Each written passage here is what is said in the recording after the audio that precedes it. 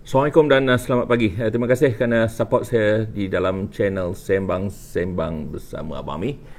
Jadi untuk mana-mana rakan yang baru menonton video saya, tolong support video saya dengan menekan butang subscribe, like, komen dan share pada WhatsApp group masing-masing. Dan semua review di dalam ini adalah pendapat peribadi saya, mungkin akan berbeza dengan orang lain. So, saya juga open pada semua pandangan dari semua viewers. Jadi kalau ada pandangan yang berbeza, sila komen dekat ruangan bawah ni, agar maklumat ni juga boleh dikongsi bersama dengan viewer-viewer yang lain. Hari ini saya nak sembang pasal Garmin Descent G1 Solar. This is Garmin G1 Solar. Okey, kalau you tengok dekat di sini, dia ada dia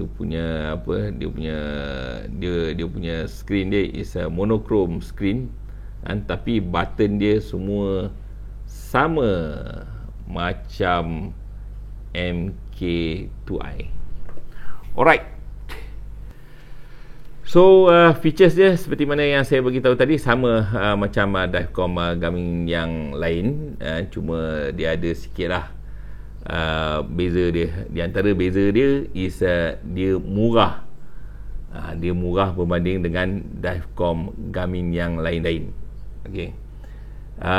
Dan sikit-sikit tu is dia ada solar charging, kan, agak berbeza sikit dengan Divecom yang ada di pasaran. Dan beberapa perbezaan dia is dia punya screen is monochrome, kan. And of course dia ada limitation space berbanding dengan model-model yang sebelum ni. Tapi yang best pasal G1 ni, Garmin make use, dia utilize semua space yang ada. Okay, Garmin G1 ni dia lebih murah daripada dive komputer yang sama kelas. Dia dah buang banyak feature-features yang menyebabkan dia jadi mahal. In fact, kita kadang-kadang kita tak perlu pun screen-screen yang besar. Yang lain is dia buang features air integration. Actually banyak je diver-diver yang pakai Suunto tapi tak beli pun transmitter. Sebelum ni saya guna MK2i, saya rasa saya pakai satu mesin yang best gila, kan, dengan dia punya berat dia, dengan dia punya besar, dan dia ngam dekat saya punya tangan saya. Tapi G1 Solar ni dia agak berbeza sikit. Dia ringan. Dia base dia is bukan based on metal macam Garmin. Dia menggunakan polymer, kan. Dia ringan gila, kecil, dan dia compact, kan. Jadi siapa-siapa yang tak ada bajet yang besar untuk nak beli MK2i, G1 Solar adalah dia punya unit dia, kan. Kalau compare dengan harga yang Divecom yang lain pun, beza dia sikit sangat, berbaloi dengan duit yang anda bayar pun. Okey, feature dia sama macam MK2i, kan. Semua info-info ni semua you boleh access daripada you punya smartphone you. Okey, sekarang kita bincang apa yang perlu ada dalam sesuatu dive komputer. Semua orang agree, basic information yang perlu ada adalah, yang pertama of course you nak tahu depth, yang kedua is a NDL, yang ketiga is a dive time. Of course you nak something yang you boleh log, kan. Lain-lain of course you nak dia ada features nitrox. You nak dia boleh handle lebih daripada satu gas. Dia ada juga yang Divecom yang dia boleh handle satu gas je, dia tak boleh switch. Tapi sekarang ni menggunakan lebih daripada satu gas is something yang menjadi kebiasaan, walaupun kita tak selalu pakai dua gas yang berbeza sepanjang kita dah. Tapi features ni penting. Okey, kemudian lepas tu of course kita nak plan mode, kita nak lain-lain information pasal temperature, macam mana keadaan dekat bawah tu, sejuk dia tu macam mana, dan kalau ada compass lagi bagus. Dan yang lain-lain tu kita nak tengok juga, kita nak screen dia tu besar, jelas untuk kita nak tengok. Kemudian daripada segi dia pakai bateri ataupun dia boleh rechargeable. Jadi kalau pakai bateri, mungkin setiap tahun kita kena tukar bateri tu, kena buat chamber test, kena tukar o-ring. Tapi kalau kita pakai yang rechargeable ni, mungkin dalam satu tempoh masa tu mungkin 2 tahun ataupun 3 tahun sekali kita tukar. Yang ni kita tak boleh nak nafikan lah kan. Ramai orang dah pakai dive komputer. So kekangan nak pakai dive komputer ni is sometimes you nak faham dia punya mode menu dia. Dia ada banyak butang. Ada divecom yang ada 1 butang, ada divecom yang ada 2 butang, 3 butang, 4 butang. Macam yang Garmin ni, dia ada 5 butang. Jadi kadang-kadang butang ni pun dia boleh jadi satu masalah. Kita nak access, kita nak tahu. Sebab you just imagine, skrin ni kecil je kot kan? You nak access butang tu ada banyak. So kan, macam mana cara yang paling mudah kalau you nak buat setting, configuration apa semua kan? Bagi pendapat saya kan, kalau dive komputer tu dia boleh link dengan kita punya smartphone, itu adalah yang terbaik. Sebab kan, you nak tukar dia punya apa semua parameter tu kan, lebih mudah dengan menggunakan handphone. So kita tengok macam mana saya access ke semua menu-menu ni untuk saya nak tukar dia punya setting dalam divecom tanpa menggunakan dive komputer. Saya gunakan smartphone saya. Okay, jom kita tengok. Okay, apa yang saya perlu buat adalah saya perlu tengok dekat apps. Okay, dekat sini saya pakai apps ZAM. Saya pakai apps Garmin Dive. So apa yang perlu buat, I just klik dekat Garmin Dive. So apa I buat dekat sini is I tekan butang dekat sini, ada butang more. I klik butang more dekat sini. So bila sampai dekat sini more ni, I boleh ubah. Okay. Lepas tu apa saya buat, dekat sini ada Garmin device. Saya klik dekat Garmin device. So saya pergi dekat saya punya Descent G1 Solar.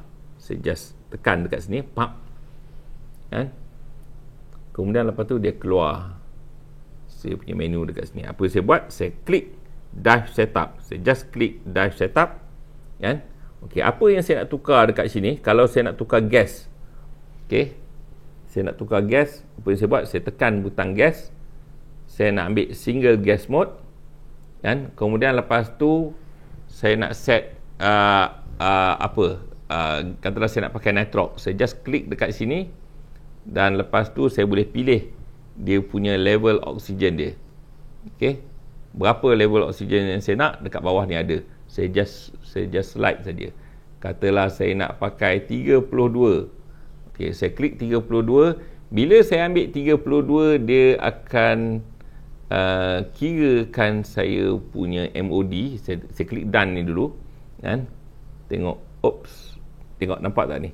Dia kira saya punya MOD saya. MOD saya adalah 33.4. So semudah macam tu. Jadi kalau saya nak tukar yang benda-benda lain, misal kata okey, this bila saya tukar dia dah update dekat sini. Kalau saya nak tukar dia punya PPO2 ke apa ke, saya boleh tekan dekat sini PPO2, saya set kepada PPO2 berapa. Katakan saya nak setkan PPO2 saya, katalah saya nak set berapa, saya set lah. Saya nak lagi tinggi ke apa ke, saya boleh set dekat sini. Okay, tapi saya tak nak, saya nak stick balik 1.4. Okay, itu kalau saya nak tukar dekat dia punya PPO2. Dan kalau saya nak bagi pasang apa-apa alert, contoh dekat sini saya pasang 2 alert. 2 alert ni, satu, kalau saya dive, saya cecah kepada 30 meter, dia akan alert saya. Dan kalau saya dah melepasi 45 minit, dia akan alert saya. So kan, semua configuration ni saya boleh set dekat sini. Even saya punya heart rate saya kalau tinggi ke apa ke, dia boleh dia boleh notify saya dekat sini. Jadi kan, so kan, Kita nak pakai lagi ke Divecom yang lama-lama tu? You nak tekan butang menu tu, kadang-kadang you nak check plan mode pun you boleh sesat. Nah, apatah lagi kalau you nak tukar configuration lah, apa-apa bagai. So benda tu complicated. So kita dah ada integration, Bluetooth integration, kita make use lah. So zaman dah berubah kot kan. So macam tu alright. Jadi dengan integration ni kita mudah sebab dia boleh communicate di antara you punya smartphone kan. Dia ada you ada line telco kan, kemudian dia link dengan you punya Divecom. So actually macam-macam you boleh buat. Okay, nanti kita akan tengok nanti kita akan tengok lagi apa yang dia punya kelebihan dia. Alright, jadi kan kalau kita nak beli dive komputer yang sekarang ni, dive komputer sekarang ni is not just a dive komputer, tapi kita kena buatkan dia supaya dia jadi kita punya dive buddy kita. Jadi dia faham keadaan badan kita, dia faham. In fact di dalam apps ni dia ada satu lagi features tau. Features we call it body battery. Okay, apa itu body battery? Body battery itu macam ni. Okay, dekat dalam apps ni I boleh dia ada apps dekat sini, Garmin Connect. So I klik dekat Garmin Connect ni. Jadi kan dekat dalam Garmin Connect ni dia akan bagi saya report saya punya heart rate saya berapa. Kemudian dia ada sini body battery, dia bagi tahu saya sama ada saya cukup rehat ke tak rehat ke, berapa saya punya kadar body power body saya sekarang, saya punya stress level, saya punya semua info-info berkaitan dengan maklumat pasal diri saya, semua dinyatakan di dalam ni. Jadi kan ini yang saya katakan, bila kita nak dive, kita nak satu alat yang betul-betul faham kita punya body kita. Dia boleh check kita punya heart rate, dia boleh tahu kita punya stress level, dan in fact alat ni pun dia ada features untuk dia nak monitor kita punya level oksigen to that extent. Okay, selain daripada tu, of course dive komputer Garmin ni kan, I nak bagi tahu dia sebenarnya kan dulu sebelum dia mengeluarkan dive smartwatch ni, sebelum dikeluarkan smartwatch, sebelum dia buat dive komputer, sebenarnya dia orang dah buat macam-macam device elektronik ni. Di antara alat yang paling popular yang Garmin keluarkan adalah GPS. GPS dia, you tanyalah dekat mana-mana lain, ramai orang yang ada sistem GPS Garmin ni. Kalau dulu kat kereta, orang yang boat mesti pakai Garmin, nak pakai echo sounder pun cari Garmin. So kan teknologi Garmin ni kan untuk yang GPS apa bagai ni, dia orang dah lama dah dalam market. Dia orang dah ada unit R&D dia dan pasaran orang yang menggunakan peralatan dia orang ni seluruh dunia kan. Jadi selepas daripada teknologi satelit tu, dia ada dia ada features compass kan.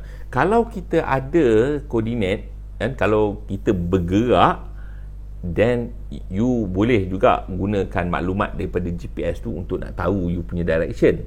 Tapi Garmin ni dia dah melalui banyak pengalaman-pengalaman yang lepas.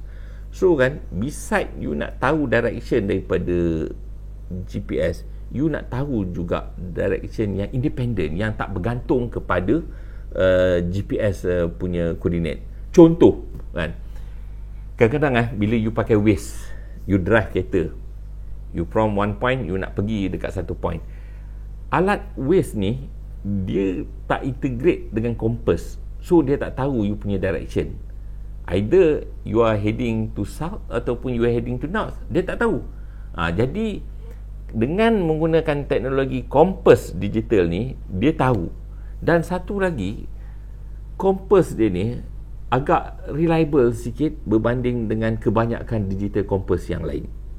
I rasa gila selesa. I dah pakai banyak dive komputer yang ada features kompas.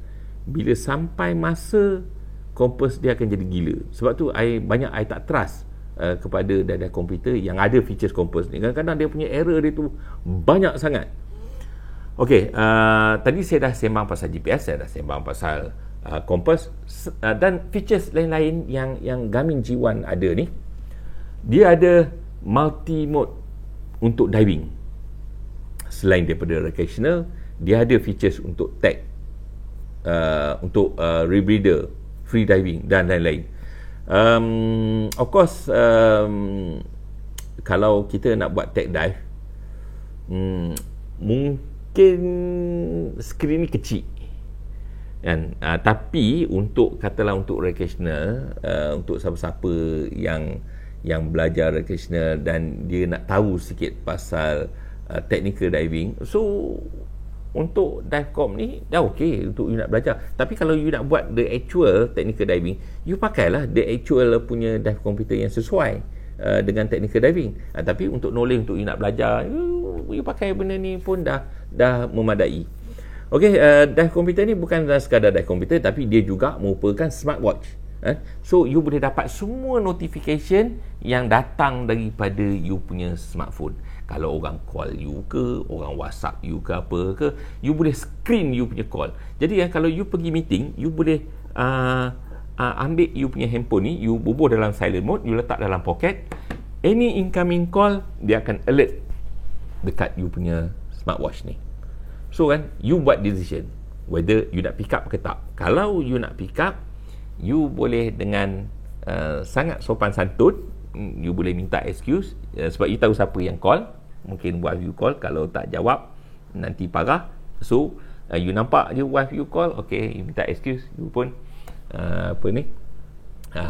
keluar untuk jawab phone call tu.